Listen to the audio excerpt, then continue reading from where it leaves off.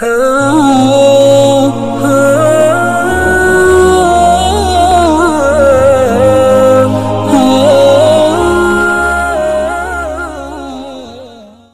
few moments later.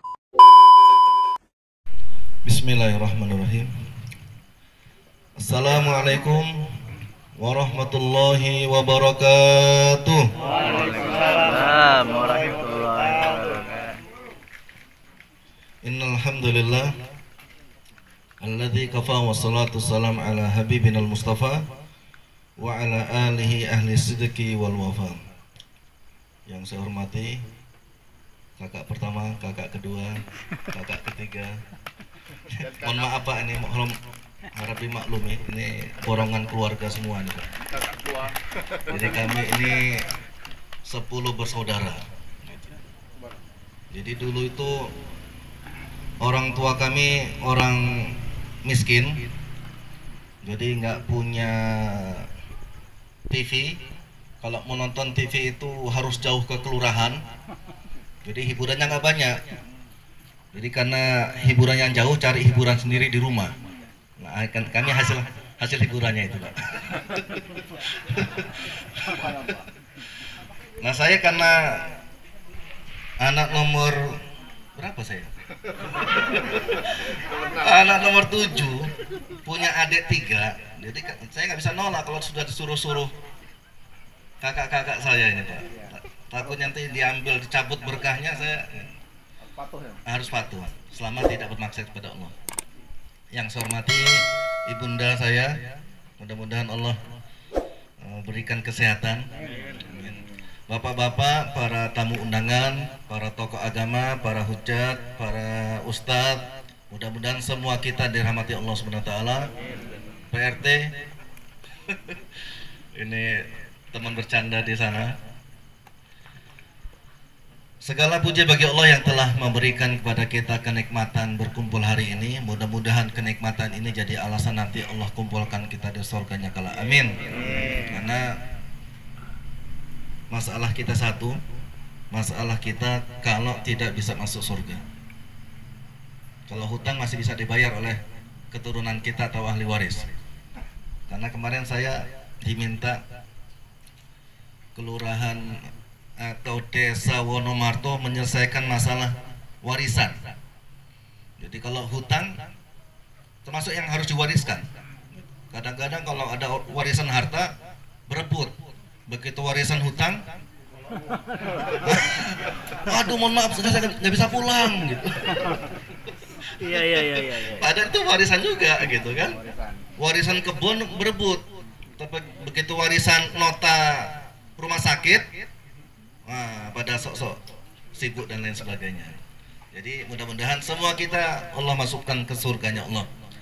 Jadi ceritanya bapak-bapak, ini terus terang aja, saya dipaksakan untuk memberikan ceramah rohani ini karena ayamnya lagi dipotong, lagi dimasak. Ada yang lagi ngejar-ngejar ayam. Jadi selama belum selesai, belum dikasih kode, suruh ceramah. Jadi nggak tahu nanti sampai kapan ini Pak. Kalau bapak-bapak nggak kuat, tunjuk tangan, nanti bisa bawa snack. Baik bapak-bapak sekalian, mohon maaf tidak menggurui, sesama berilmu tidak menggurui. Tentu hadirnya kita di tempat ini membawa doa. Mudah-mudahan Allah berikan keberkahan. Hei, kita lagi ini dia ngapa-ngapain? Nanti kawan. Iya. Nanti saya coret dari daftar. Saya bilang tadi, karena kamu sudah nikah, saya coret dari daftar ponakan penerima THR. Udah nggak layak terima THR lagi. Harus memberikan THR. Terus coret ya? Apalagi saya ceramah kan, ingat-ingat saya nanti. Jadi yang kita harapkan dalam keluarga ini adalah keberkahan. Maka kami berharap bapak-bapak datang ke tempat ini berdoa untuk ponakan kami, mudah-mudahan diberikan keberkahan dalam keluarganya. Amin. Jadi berkah itu adalah ziyadatu fil khair was sa'adah. Bertambahnya sesuatu kebaikan dan dia membahagiakan. Karena saat ini banyak orang minta bertambah tapi gak membahagiakan. Contoh, ada ibu-ibu, ya Allah, kasih dulu ya Allah, suami saya ini jabatan. Kasih dulu ya Allah kendaraan. Kasih dulu ya Allah harta yang banyak. Begitu dapat hartanya, besok nangis, ya Allah, istri saya sudah ngelirik yang lain, ya Allah. Istri saya sudah gandeng yang lain, ya Allah. Kembalikan seperti yang dahulu dan lain sebagainya. Kenapa? Berarti bertambahnya tidak membuat kebahagiaan. Maka kita harapkan keluarga ini yang hari ini kita saksikan, ini kita berharap bisa memberikan keberkahan. Dan keberkahan itu tidak saja dirasakan oleh orang tuanya, kami, keluarganya, tapi di masyarakat ini. Maka untuk mendapatkan keberkahan dalam keluarga, yang pertama, Mas Farouk, bertakwa kepada Allah Subhanahu wa Ta'ala. Jadi Mas Farouk ini nikah itu modalnya bukan uang, bukan pangkat, tapi modalnya hanya kalimat Allah, syahadat. Banyak orang yang punya uang banyak itu nggak diterima karena syahadatnya nggak lancar. Ini karena syahadat kita kepada Allah, lamaran kita, pinangan kita diterima. Maka berhati-hati, bertakwa kepada Allah Subhanahu wa Ta'ala. Disebutkan, Farouk, wa may yattaqillah yaj'al lahu makhraja wa yarzuqhu min haitsu la yahtasib. Barang siapa yang bertakwa kepada Allah, maka Allah akan berikan jalan keluar pada setiap kesulitan. Namanya orang nikah pasti ada kesulitan. Saya, Pak, mohon maaf, dulu ketika masih bujang, hutang saya banyak, Pak. Tapi begitu saya sudah nikah, alhamdulillah Nambah banyak. masih ada hutang. Cuman saya bisa berbagi dengan istri saya. Ada mertua saya. Jangan bercanda, kita nunggu aja masalah. Jadi ketika kita bertakwa kepada Allah, maka Allah akan berikan jalan keluar dari kesulitan. Ini janji dari Allah. Dan Allah janjinya pasti ditepati. Kalau janji kampanye dewan, nggak tahu kita kapan nepatinya kan. Janji pejabat nggak tahu, tapi kalau Allah pasti menepati janjinya. Wa may yattaqillah yaj'al lahu makhraja wa yarzuqhu min haitsu la yahtasib. Dan dia akan memberikan rizki sesuatu yang kadang-kadang kita tidak duga. Makanya, Pak, kalau orang PNS gajinya terduga, terhitung, bisa dirasakan, ini uang tinggal 300.000, cukup nggak ya seminggu, gitu ya? Karena tanggal 1 udah kelihatan.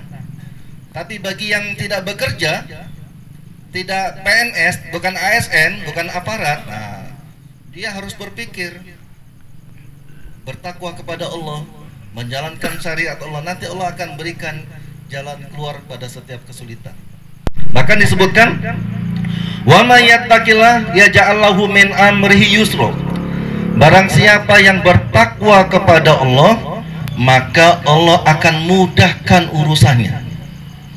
Tentu semua kita kepingin dimudahkan urusan kita. Maka cara sederhananya adalah selain kita berusaha maksimal manusia, tetap minta kepada Allah. Karena Allah janjikan kalau kita bertakwa nanti dimudahkan urusannya. Dan lebih penting lagi, wa may yattaqillah yukaffir anhu sayyi'atihi wa yu'dzim lahu ajra. Barang siapa yang bertakwa kepada Allah, maka akan dihapuskan kesalahan-kesalahannya dan Allah akan melipat gandakan ganjarannya. Ini janjinya umum. baik ganjaran di dunia maupun di akhirat. Maka bapak-bapak, kalau kita buka dalam surat An-Nur ayat 30, posisinya kanan tengah.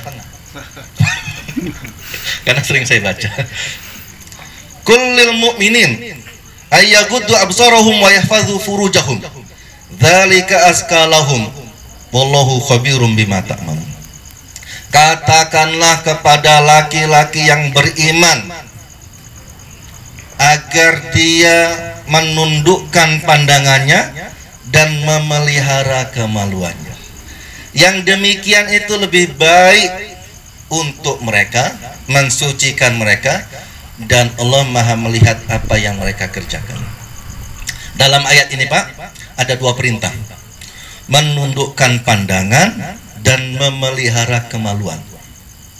Ternyata ada korelasi, ada hubungan antara menundukkan pandangan dan memelihara kemaluan. Bagi orang-orang yang membiarkan matanya kemana-mana, jelalatan, maka dia tidak akan diberikan kenikmatan melihat istrinya. Tapi bagi orang yang hanya cukup pada istrinya saja, maka dia akan diberikan kenikmatan berjumpa dengan istrinya. Kalau ngelihat aja sudah senang Pak, apalagi yang lain. Banyak orang karena matanya kemana-mana, ditempelkan kemana-mana, ngelirik mana-mana, setiap sudut dilirik gitu Pak. Akhirnya apa? Jangankan berhubungan, lihat aja nggak nikmat. Maka mohon maaf, ada satu daerah di Timur Tengah, saya lupa namanya, dalam kitab Pak,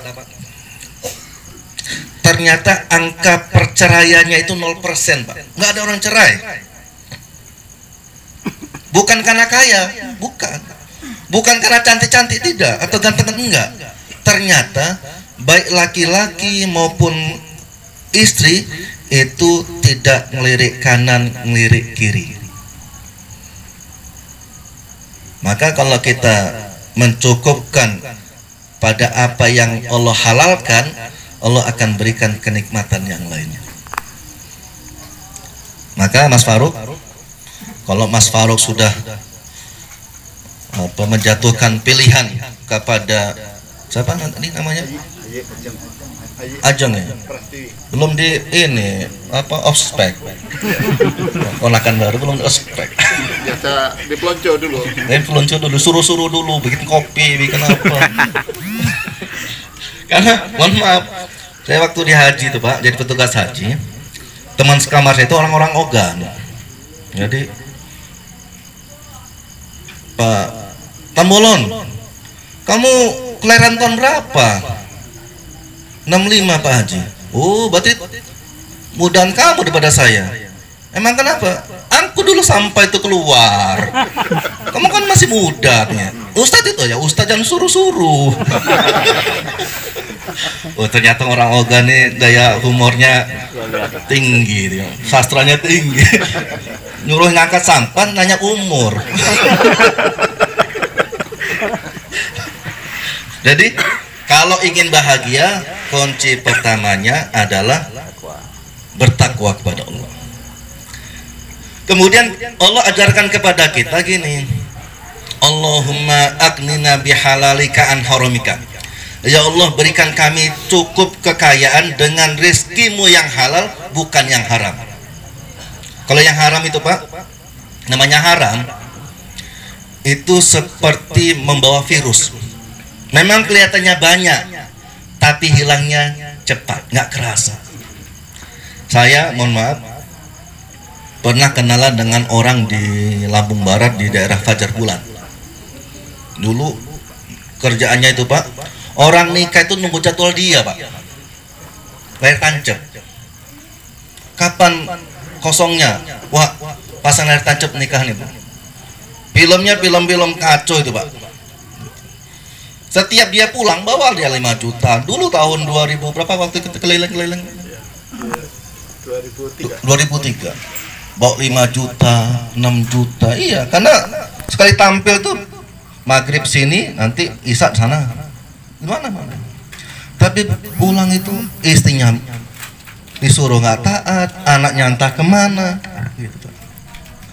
Maka halal itu penting.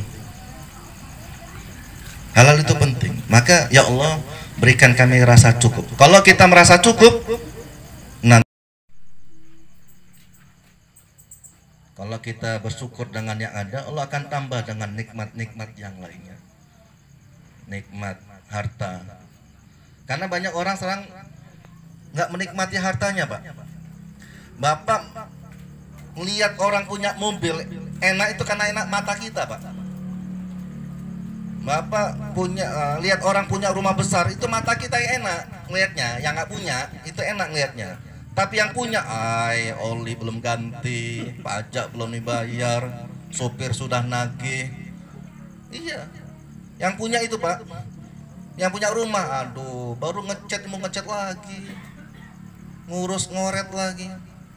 Saya pernah tinggal dengan prajuritnya Pak Prabowo. Ini saya gak kampanye, Pak, ya, udah lewat, Pak, ya. Karena ternyata dia kesana juga gitu. Jadi begitu dia nikah Kopassus, nikahnya agak tua, kemudian ibu-ibu sudah siap belum, Bu? Lama ini. Mana namanya ade, nggak ada amplopnya, Pak. Iya. Amplopnya banyak, isinya tahu. Pak Haji ke masjid. Kamu yang ke masjid lah. Aku lah banyak. Arba'in aku ini. Barang siapa yang sholat di masjidku bagaikan sholat di 1000 masjid lainnya. Memang sahih hadisnya, Pak. Barang siapa yang sholat di Masjidil Haram bagaikan sholat di 100.000 masjid. Lah banyak aku. Kamulah yang ke masjid. Ini banyak kan. Jadi sholat itu disebutkan afdhalus sholat fil baiti ilal maktubah. Sebaik-baiknya sholat itu di masjid. Kecuali, sebaik-baiknya sholat itu di rumah. Kecuali sholat-sholat yang fardu. Maka kita sholat fardu di masjid, sholat sunnahnya di rumah untuk menerangi rumah. Nggak boleh Bapak sholat wajibnya di masjid, sunnahnya di masjid, nggak boleh. Jadi sholat sunnah itu sebaiknya di rumah. Sholat sunnah di rumah untuk menerangi rumah. Ini enggak, kadang-kadang mau sholat ke masjid, sholat duha, Pak. Mana Mas Warno ke masjid, sholat duha, upload nikmatnya duha pagi ini, ceklek, like, komen, dan share, komen. Maka lagi-lagi bertakwa kepada Allah. Yang berikutnya, lagi-lagi itu punya kewajiban seorang suami itu untuk memberikan pendidikan kepada istri. Kalau ternyata dia bukan guru, bukan ustadz, berarti dia harus mengantarkan istrinya. Jadi Mas Faruk antarkan istrinya ke tempat pengajian, ke tempat dia belajar. Jadi tugas suami itu memberikan arahan agama, kemudian dia memberikan fasilitas rezeki, rumah, kalau sanggup. Kalau nggak sanggup ya nggak sanggup, perlahan gitu ya. Kemudian pengajaran. Kemudian kewajiban suami, kewajiban istri apa? Taat pada suaminya. Jadi Mas Faruk dan Mbak Ai, tugasnya istri itu taat pada suami. Dulu orang menganggap tugasnya istri itu sumur, dapur, kasur, Pak, ya. Sumur, dapur, kasur. Kalau dalam mazhab yang saya yakini, tugasnya istri itu cuma 3, Pak. Sumur, kasur, protes. Kalau saya ngetes, fokus nggak? Ternyata kakak saya protes. Kasur. Jadi tugasnya istri itu hanya melayani suami. Masak itu sebenarnya tugas suami, Pak. Nyuci tugas suami. anak tugas suami, karena tugas itu sebenarnya hanya melayani suami. Nah, karena suaminya mungkin bukan orang kaya, hartanya nggak banyak, akhirnya istri itu bantu tugas suami, bantuin nyuci, bantuin masak, bantuin jaga anak gitu. Sehingga karena dia membantu suami, seandainya suaminya butuh, kemudian istrinya kecapean, boleh nolak. Tapi kalau istri pembantu sudah ada, yang masak sudah ada, yang ngajarin anak sudah ada, maka dia nggak bisa nolak. Gitu ya. Nah, maka lagi-lagi mudah kita doakan jadi keluarga yang sakinah mawaddah warahmah, cepat diberikan momongan. Bu,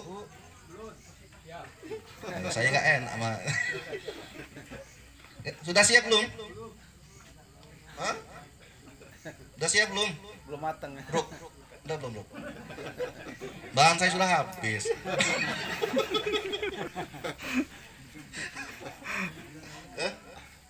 Oh sudah.